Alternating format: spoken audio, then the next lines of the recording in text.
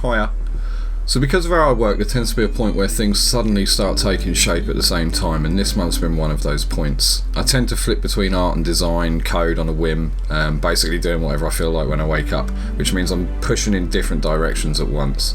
This stops me getting bored, but it means that stuff tends to happen in passes. I generally know more about how I want things to look and feel and work under the hood as I work in other areas, so it's not necessarily a bad thing. It's kind of like some sort of dev cogitation. But this month it feels like the game has slowly formed out of the mist and I've been bouncing around all over it. So the first big thing I worked on was the Z targeting. Now the original plan was to have combat similar to Breath of the Wild with lock on and some simple combos, literally like a 3-hit combo thing, maybe with the jump flurry and the dodge at the end.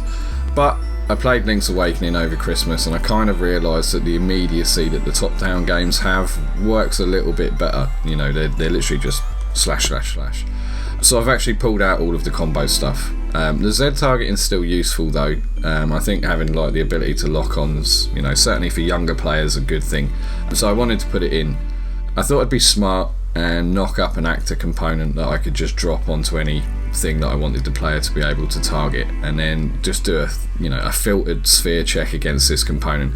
But honestly, for the life of me, I could not get the component check to return anything. So instead I'm doing a really dirty brute force check against every actor within a certain radius, which is seriously filthy. But when I actually looked at it, it's kind of rare for there to be more than 8 or 9 actors around the player. And that's including the environment modular pieces, so, you know, whatever. Don't tell anyone.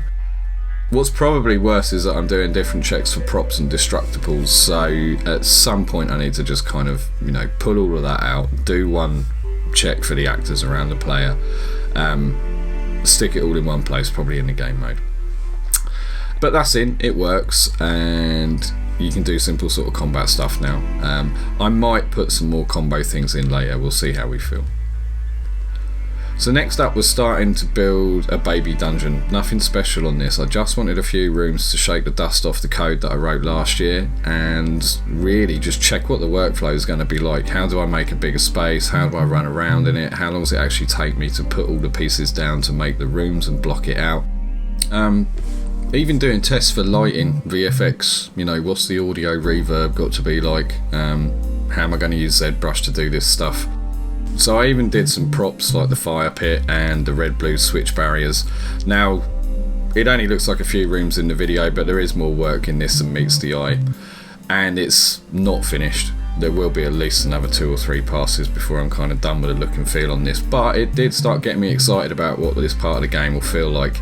I'm starting to plan to make the first proper dungeon, but for that I'm going to need to put in a skeleton for like how the game handles global events, which means thinking about the timeline and how the quest will tie in, so I need a chunk of time to sit down and do that.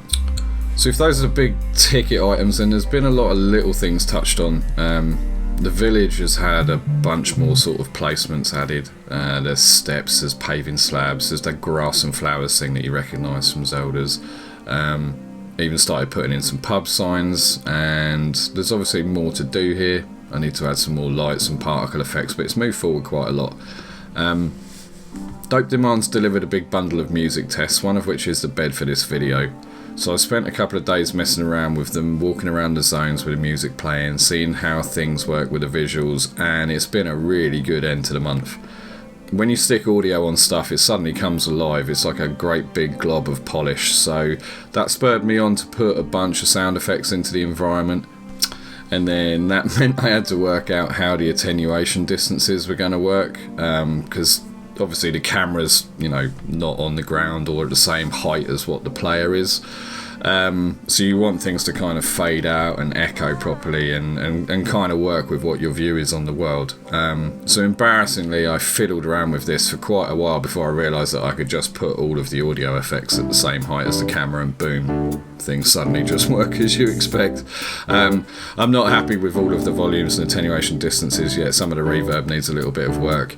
But for this point, it doesn't really matter. I'll actually have to sit down with the surround system on and try and work it out properly. But yeah, it was a really good pass, and it's been a really good month actually. This is the first full month of work I've done on this game in ages, and it's starting to feel good. It's put a smile on my face a couple of times.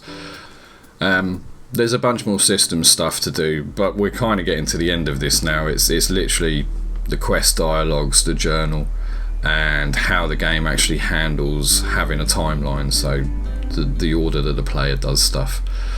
I might actually sit down and tackle those next, but I'm going to be away for half of February teaching, and then I'm going to have a week off on holiday, so next month's video is probably not going to be anywhere near as exciting, unfortunately, but I'll try and sneak something shiny in so there's something to show. Thanks for watching.